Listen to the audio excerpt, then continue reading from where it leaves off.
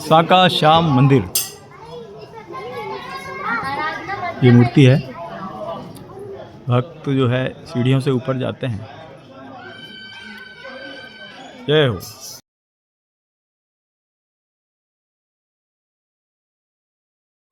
नमस्कार मित्रों, आज क्या खोया क्या पाया के सीरीज में पुनः आपका स्वागत है।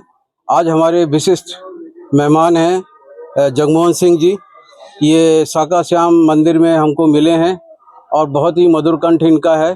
इनके बारे में जानेंगे कि इन्होंने जीवन में क्या खोया क्या पाया। सबसे पहले इनका जीवन परिचय लेना चाहते हैं। श्री जगमोहन जी, यही नाम है ना आपका? जी सर। तो आप बताएं, आपने क्या खोया क्या पाया की सीरीज में आप उपस्थित हैं जी। और इसमें आपने 60 साल की उम्र आपकी हो चुकी है। कितने साल की हो गई? 60 के लगभग है। 60 के लगभग हो गई है जी। इस 60 साल के जीवन में आपने जीवन जीते जीते क्या अनुभव लिया है? जीवन सुबह सूर्य उगता है और शाम होती है जी। उसे कैसे आप गुजारना चाहते हैं उसके ऊपर निर्भर करता है जीवन जी। उसे कुछ लोग रो के गुजारते हैं, कोई हंस के गुजारते हैं। तो ये जीवन जी की जो आप परिभाषा बता रहे हैं, ये एक खिलता हुआ फूल है। नहीं, हम परिभाषा नहीं बता रहे हैं, हम तो आपके दृष्टिकोण से जानना चाह रहे हैं मेरे आप जीवन को क्या समझ रहे हैं। नहीं, मेरे जीवन में तो मैंने तो दुख की घड़ियों को भी सुख में गुजारा है जी। मैंने सोचा ही नहीं कि ठीक है, ये तो उतार चढ़ाव जिंदगी में आते रहते हैं, सुख दुख दो पहलू हैं, मगर मैंने कभी अपने जीवन में उसका इतना भार नहीं समझा कि दुख कोई भार होता है। थोड़ा अपने बारे में, थोड़ा जीवन परिचय के बारे में थोड़ा बताएंगे, कहाँ पैदा हुए और कौन सा गांव है आपका? क्या मैं ये साका श्याम जी जो गांव है, इसी में पैदा हुआ हूँ। हम लोग यहाँ के मंदिर के पंडा पुजारी भी हैं जी। और यहाँ का थोड़ा इतिहास रहा है कि ये गांव एक अभिश्रापित गांव है जी। यहाँ आज तक डिलीवरी नहीं हुई। अच्छा। 3 दिन के लिए महिलाओं को गांव से बाहर रखा जाता है जी। चाहे सर्दी हो, गर्मी हो, बारिश हो, आज तक कोई तरह का किसी तरह की कोई शिकायत नहीं हुई। कुछ मीडिया कर्मी आते हैं, कहते हैं कि अंधविश्वास है। अगर जच्चा बच्चा को कुछ होता तो हम मान जाते हैं अंधविश्वास, मगर आज तक कुछ भी नहीं हुआ। मेरा भी जन्म गांव से बाहर ही हुआ है जी। जबकि डिलीवरी जैसा सीरियस पीरियड में खुले में छोड़ देना ये कोई अंधविश्वास नहीं है, तो श्याम बाबा की कृपा है। इन्हीं की परंपरा चली आ रही है, वो लोग आज भी हम निर्वाह करते हैं। जी। आपकी शिक्षा कहाँ तक हुई है? शिक्षा तो मेरी कम हुई है। मैं कुछ कम उम्र में पिताजी का साथ छूट जाने के कारण पूरी नहीं कर पाया। मैंने 5वीं पास की थी, सिर्फ 6ठी पढ़ी नहीं है। अच्छा जी। तो आपका मुख्य व्यवसाय क्या है यहाँ पर? मैं कृषि और खेती से जुड़े हुए हैं हम लोग। अच्छा। ये बहुत ही अद्भुत मंदिर है साका श्याम जी का। जी। ये 16वीं 17वीं शताब्दी में बना है, जैसा कि माइलस्टोन पे लिखा हुआ है। जी। इसके बारे में कुछ, इसके इतिहास के बारे में कुछ बताएंगे हमारे दर्शकों को? जी, इतिहास इसका ये है कि ये श्याम सिंह राजा कोटरा पे रहते थे, खींची वंश से संबंधित हैं। ऐसा बताते हैं कि इस कोटरा के जंगल में कहीं पारस पत्थर था, तो जो बकरी चराने वाला गडरिया उसे कहीं से आभास हो गया, तो वो क्या करता था कि अपनी बकरियों के पाँव में लोहे की नाल डाल देता था। अच्छा। और वो जब टच होकर आती शाम को तो सोना। तो इसी तरह उसके पास अपार संपत्ति हो गई, तो उसने सोलखम का निर्माण करवाया। एक तालाब भी गडरिया तालाब के नाम से कोटरा है, तो उसने सोचा कि अब कैसे नाम किया जाए, तो उसकी बुद्धि के अनुसार उसने उन सोलखम के ऊपर कुछ कचरा रखवा कर आग लगवा दी, उजाला होगा। उसका परिणाम विपरीत हुआ। बताते हैं कि मालवा, मुगल काल में मालवा का सूबा आदम खां था, जब उनको उजाला देखा तो उनने आक्रमण कर दिया।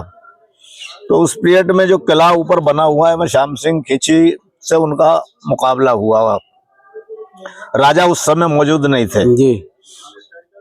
मगर 2-3 दिन रानियों ने अपने दिमाग से काम लिया, पत्तल धोने के ऊपर कुछ दाल चावल छिड़काना, फेंकवाना। तो वो मुगल डरते रहे कि सेना बहुत है किले के अंदर।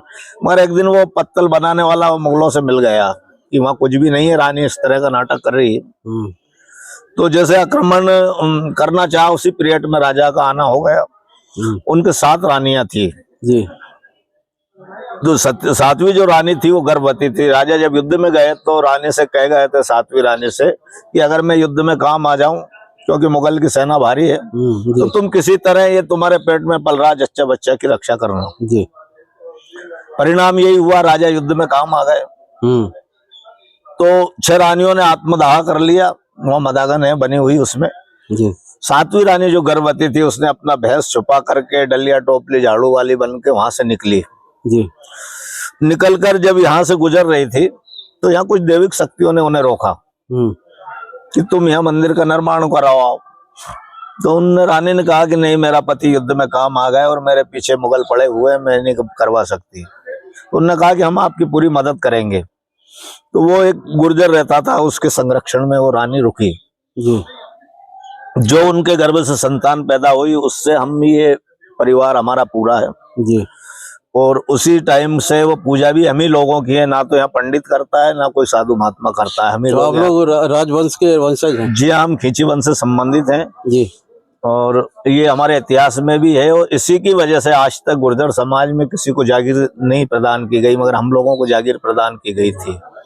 ये मंदिर में जो कलाकृतियां बनाई हैं, सुंदर सुंदर सी मूर्तियां बनाई हैं जी, ये कारीगर लोग कहाँ से आए थे, कुछ आइडिया है आपको? अब ये तो सिर्फ हम दैविक शक्ति का ही प्रमाण बता सकते हैं आपको, क्योंकि उस पीरियड में रानी ने अब कहाँ से ये व्यवस्था की थी, क्या किया था, मगर बनाया वो भाग का आई थी, इसलिए उनका नाम भाग्यवती रानी रखा गया जी। और उनने अपने पति की यादगार में इस भव्य मंदिर का निर्माण करवाया। बहुत बढ़िया। और उनसे जो संतान पैदा हुई उससे आज हम लोग बहुत सुंदर उसी से जुड़े हुए हैं, खींची वंश से संबंधित, मगर हमारा गुजरों में परिवर्तन हो गया।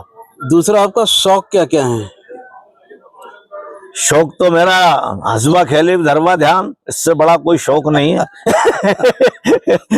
मस्ती में गुजार देना। आप बहुत बढ़िया आज हम लोगों को गीत सुनाए थे, 2 लाइन हमें हमारे दर्शकों को भी सुनाएंगे, कोई गीत या भजन कुछ भी? हाँ, मैं भजन भी बोलता हूँ और राष्ट्रीय गीत भी बोलता हूँ। हाँ, तो आज 26 जनवरी है, गणतंत्र दिवस का अवसर है जी। तो ऐसे में कुछ 2 लाइनें गुनगुना के आप सुना दीजिए, तो हमारे दर्शकों तक ये आपकी मधुर आवाज पहुंचेगी जी और वो भी इसका आनंद ले सकेंगे। बिल्कुल बिल्कुल।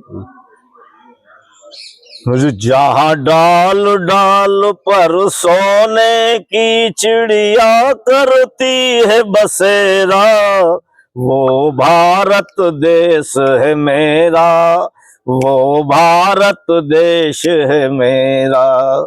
जय भारती जय भारती जय भारती जय भारती। 2 लाइनें भजन की और किसी अच्छे प्यारे से भजन की, श्याम बाबा के भजन की सुना दो 2 लाइनें।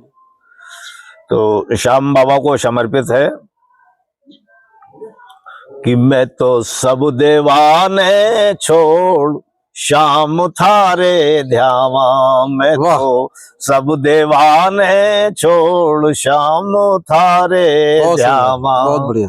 थारा धोला उड़े निशान देव दर्शन पावा हो, मैं तो सब देवाने छोड़ श्याम थारे ध्यावा। अब आखिरी सवाल आपसे पूछेंगे जी।